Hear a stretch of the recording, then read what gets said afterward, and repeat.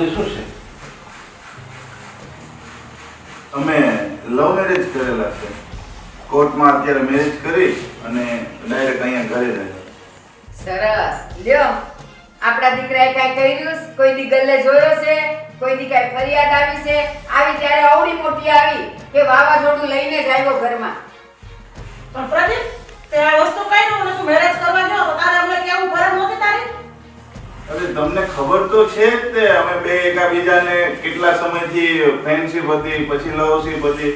તો એમાં તમે બધાને વાત તો મેં ઘરે કરેલી જ છે. તો એમાં આવી વસ્તુમાં હું મેરેજ તો કરવાના જ હતા. તો અમારે જાજો ખર્ચો નહોતો કરવો, તો અમે નક્કી કરી લીધું ને લગ્ન કરીને આવ્યા. બસ બસ, મને કાંઈ ખબર નથી કે તું ક્યાં રખડે છે ને ક્યાં ભટકે છે ને કોની હારે ભટકે છે.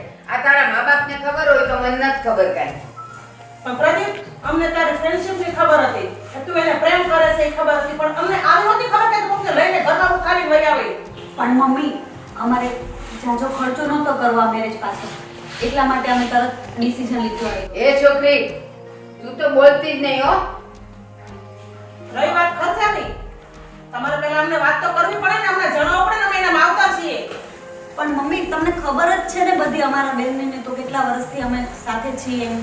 ખબર એ વાત નથી મારે જાણવી, પણ તમારે આ વસ્તુ તમે જે પગલું ભર્યું ત્યાં તમારે અમને કેવું ન પડે કે અમે આ વસ્તુ કરવા જઈએ છીએ એમ? અરે મમ્મી, આ ક્યાં એટલું